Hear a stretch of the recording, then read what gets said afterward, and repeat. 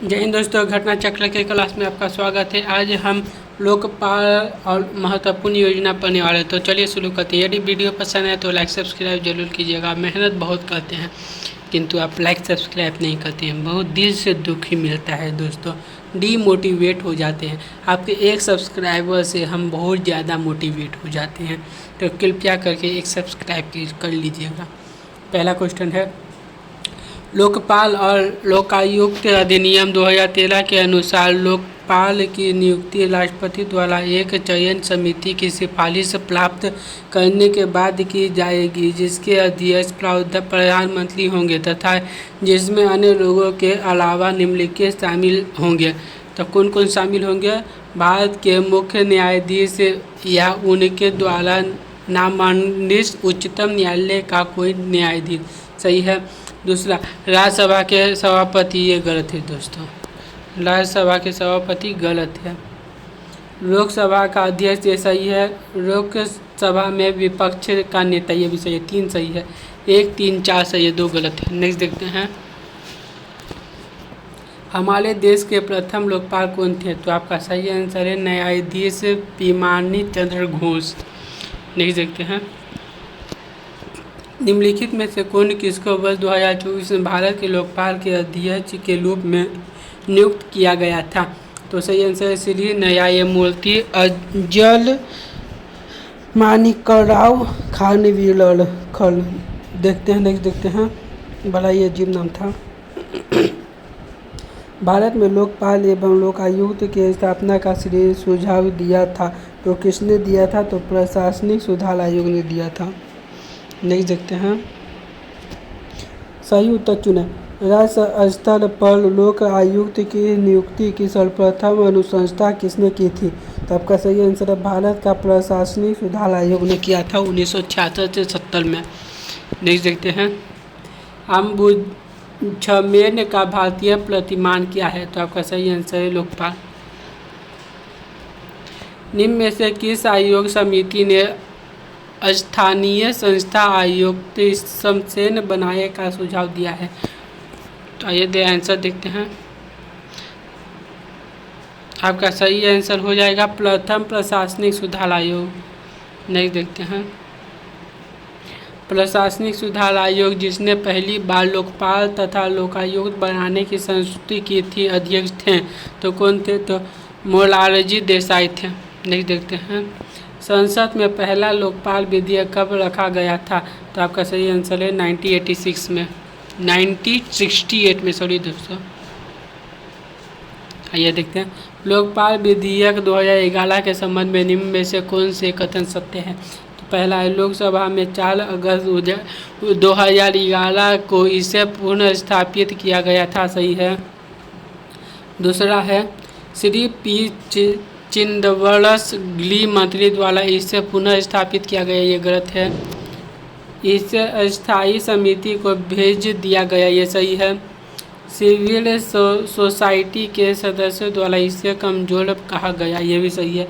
तो 1, 3, 4 सही है, बाकी गलत है। 1, 3, 4 सही है, 2 गलत है। नेक्स्ट देखते हैं,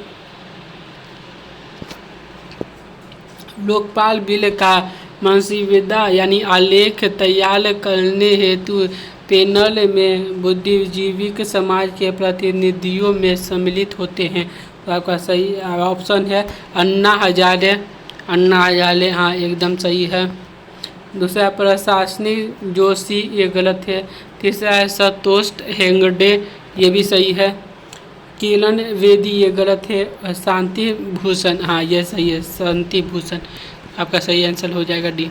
नेक्स्ट देखते हैं, निम्न में से किस राज्य में सर्वप्रथम लोकायुक्त कार्यालय की स्थापना हुई थी? तो आपका सही आंसर है महाराष्ट्र में। नेक्स्ट देखते हैं, किस राज्य में पहला लोकायुक्त स्थापित हुआ था? तो आपका सही आंसर है महाराष्ट्र में। नेक्स्ट देखते हैं, निम्न में से किस राज्य ने सर्वप्रथम लोकायुक्त संस्था की स्थापना की थी? तो सही आंसर है महाराष्ट्र। उत्तर प्रदेश का लोकायुक्त अपना प्रतिवेदन प्रस्तुत करता है। तो सही आंसर है राज्यपाल को। उत्तर प्रदेश के लोकायुक्त की पदधारणा अवधि है तो आपका सही आंसर 5 वर्ष। 2011 में लोकायुक्त विधेयक पारित करने वाला प्रथम भारतीय राज्य कौन है? तो सही आंसर उत्तराखंड। निम्नलिखित में से किन राज्यों में लोकायुक्त अधिनियम ने प्रधानमंत्री को भी अपने दायरे में ले लिया था? तो सही आंसर है पश्चिमी बंगाल का और केरल। नेक्स्ट देखते हैं। 2014 में नरपत मल लोढ़ा की अध्यक्षता में गठित समिति निम्न में से किस विषय से संबंधित थी?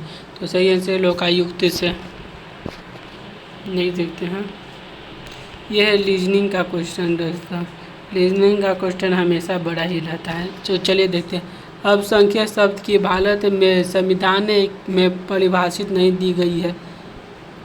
हाँ सही है दोस्तों, अल्पसंख्यक की कोई परिभाषा नहीं दी गई है संविधान में।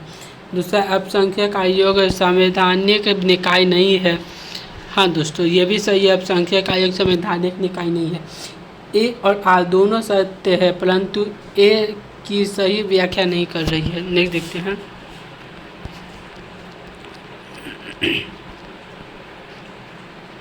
आइए दोस्तों इसको देखते हैं।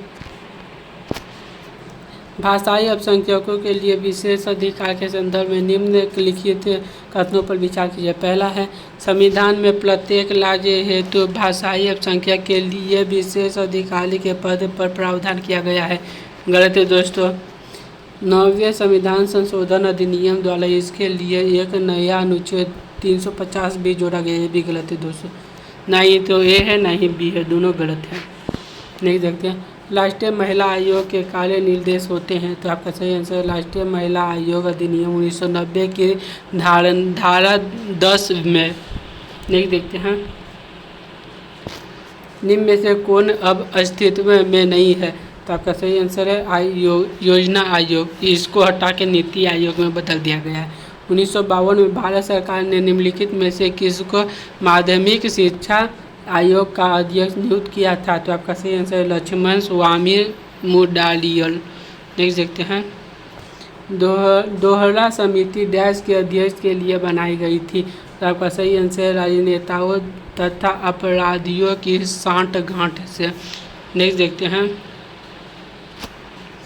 उस समिति का नाम बताइए जिसमें राजनीतिज्ञों व अपराधियों के गठबंधन की जांच की व रिपोर्ट दी। तो आपका सही आंसर है दोहरा समिति। नहीं देखते हैं। भारतीय प्रशासनिक सेवा और भारतीय पुलिस सेवा को समाप्त करने की सिफारिश किसने की थी? तो आपका सही आंसर है राज्यमंडल आयोग।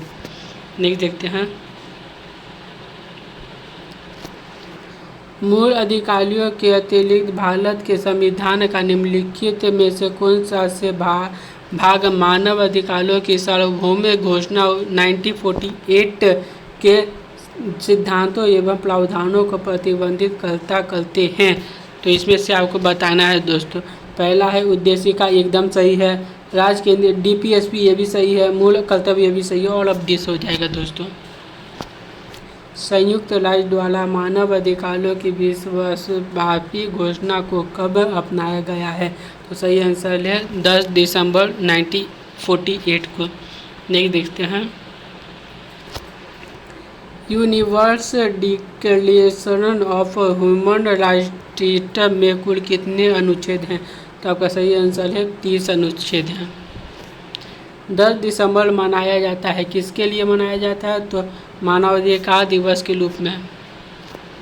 मानव अधिकार की अवधारणा का प्रमुख बल है तो क्या है? तो सही आंसर है मानव होने के नाते मानव गरिमा पर। निम्नलिखित में से कौन सा एक संयुक्त राष्ट्र द्वारा सूचीबद्ध मानवाधिकारों में से नहीं है?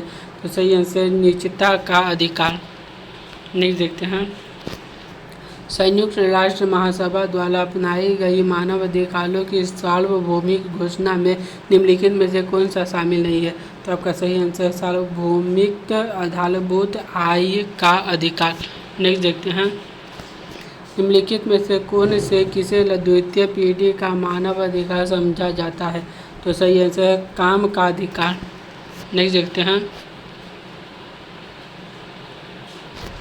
सभी प्रकार के सामाजिक विभेद का उन्मूलन मानवाधिकार की किस पीढ़ी के अंतर्गत आता है? तो आपका सही आंसर दूसरा पीढ़ी। नहीं देखते हैं, देखिए दोस्तों ये बहुत क्वेश्चन बड़ा, इसे आप खुद ही कीजिएगा, ये आपको हम होमवर्क में दे रहे हैं। 39 का आंसर आप कीजिएगा कमेंट में। चलिए आगे देखते हैं, क्योंकि पढ़ने जाएंगे तो आपका काफ़ी समय वेस्ट भी हो जाएगा। 1993 में राष्ट्रपति द्वारा मानवाधिकार संरक्षण आयोग जारी किया गया था, तो 123 अनुच्छेद में किया गया है। भारत में मानवाधिकार संरक्षण अधिनियम कब लागू किया गया है? तो सही आंसर है 1993। मानव अधिकार संरक्षण अधिनियम के संबंध में कौन सा कथन सही है? तो आपका सही आंसर है यह अधिनियम 28 सितंबर 1993 को प्रवलित हुआ है। नेक्स्ट देखते हैं, मानव अधिकार संरक्षण अधिनियम 1993 का उद्देश्य था, तो उद्देश्य इसका क्या था? तो आपका सही आंसर है ऑल ऑफ दिस। नेक्स्ट देखते हैं, निम्नलिखित में से कौन सा अधिकार राष्ट्रीय मानवाधिकार आयोग के दायरे में नहीं आता है? तो आपका सही आंसर हो जाएगा शिक्षा से संबंधित अधिकार नहीं आता है। नहीं देखते हैं, मानव अधिकार संरक्षण अधिनियम 1993 की किस धारणा में लोक सेवक की परिभाषा दी गई है? तो आपका सही आंसर है धारा 2 का एम। नेक्स्ट देखते हैं, मानव अधिकार संरक्षण अधिनियम में सशस्त्र बल की परिभाषा में निम्नलिखित में से कौन सा शामिल नहीं है? तो आपका सही आंसर है राज्य के सशस्त्र बल। नेक्स्ट देखते हैं, राष्ट्रीय मानव अधिकार आयोग के अध्यक्ष एवं सदस्य की नियुक्ति समिति में निम्न में से कौन सदस्य नहीं होता है? तो आपका सही आंसर है राज्यसभा का सभापति। नेक्स्ट देखते हैं, राष्ट्रीय मानव अधिकार आयोग के अध्यक्ष एवं अन्य सदस्यों की नियुक्ति के लिए सिफारिश करने वाली समिति का कौन सा सदस्य नहीं है? तो आपका सही आंसर है राज्यसभा का सभापति। कौन सा राष्ट्रीय मानव अधिकार आयोग का पदेन सदस्य नहीं है? तो सही आंसर है भारतीय विधि आयोग का अध्यक्ष। नेक्स्ट देखते हैं, मानव अधिकार संरक्षण अधिनियम के संबंध में निम्नलिखित में से कौन सा कथन सही नहीं है? सही नहीं है बोल रहा है दोस्तों, या ये याद रखिएगा। तो आपका सही आंसर अध्यक्ष या सदस्य भारत सरकार या किसी राज्य की सरकार के अधीन आगे और नियुक्त के लिए अपवान होते हैं, ये गलत है। नेक्स्ट देखते हैं, राष्ट्रीय मानवाधिकार आयोग के अध्यक्ष का कार्यकाल होता है, तो कितना होता है? 3 वर्ष होता है। नेक्स्ट देखते हैं, राष्ट्रीय मानवाधिकार आयोग के सदस्य की पदावधि पद ग्रहण की तारीख से होती है, कितना वो या तो 65 साल तक जिएंगे या तो 6 वर्ष में रिटायर हो जाएंगे। 5 वर्ष में रिटायर होते हैं दोस्तों, यह है आंसर। 5 वर्ष तक या तो 65 वर्ष की आयु प्राप्त कर लेने तक वो रिटायरमेंट लेनी होती है। आइए नेक्स्ट देखते हैं, देखिए दोस्तों इसे हम पढ़ेंगे तो काफ़ी लंबा चल जाएगा और आपको लंबा वीडियो पसंद ही नहीं आता है, तो आज के लिए इतना ही रखते हैं। और आज वैसे भी छठ है, आने वाला छठ है, तो आज के लिए इतना ही रखेंगे। आगे का कुछ काम का नहीं है दोस्तों, क्योंकि इसको हम आपको पढ़ाने से पहले खुद एक बार बढ़िया से पढ़ लेते हैं कि कौन कौन काम का है। अभी यहाँ से आपका छोटा सा ही टॉपिक है ये, अस्थायी विशेष प्रावधान, बस छोटा सा टॉपिक है, 5 मिनट में कंप्लीट कर देंगे। मिलेंगे नेक्स्ट क्लास में। जय हिंद।